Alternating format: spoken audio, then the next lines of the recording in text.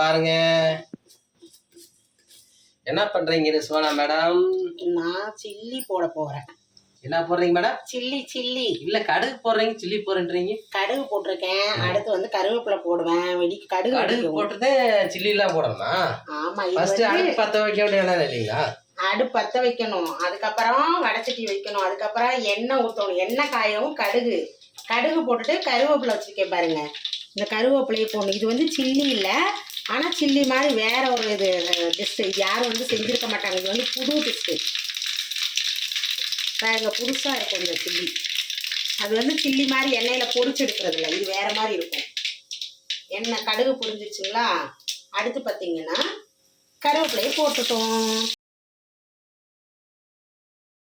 இது வந்து இஞ்சி பூண்டு பேஸ்ட்டு, சிக்கன் வறுவல் மசாலா, கொஞ்சம் லைட்டாக மிளகாத்தூள் இதெல்லாம் போட்டிருக்கேன்.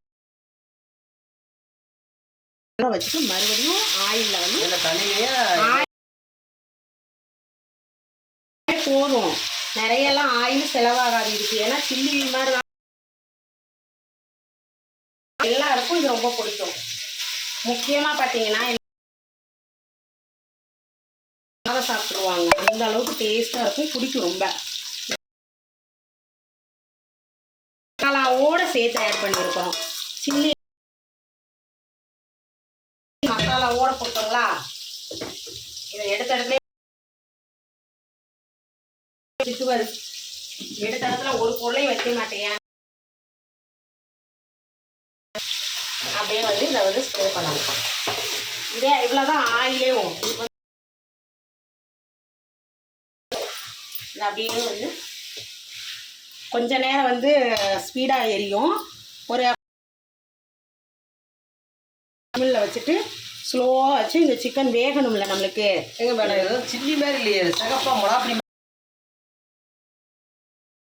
பேருமா மக்களுக்கு அப்படியெல்லாம் கிடையாது. இது வந்து செம டேஸ்ட்டாக இருக்கும். நீங்கள்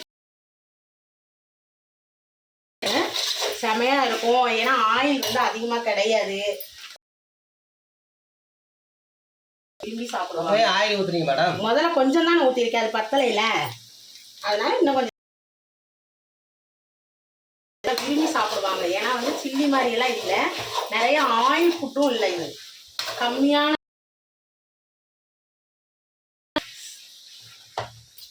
அப்படியே சிமில்லே கொஞ்ச நேரம் வேகணும். வெந்து இறக்கும் போது நல்லா வந்து இதை நம்ம வந்து வெறும் ஒயிட் ரைஸ்க்கே போட்டு சாப்பிடலாம்.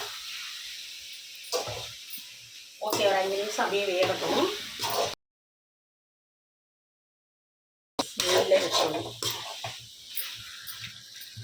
ஓகே, இது 5 நிமிஷம் அப்படியே வேகட்டும். பொரிச்சிருச்சு.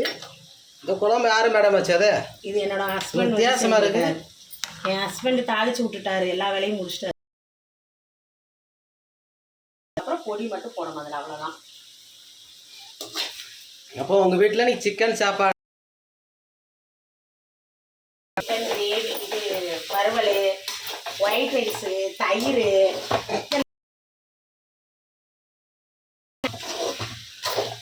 ரசம்லாம் வைப்பீங்களா?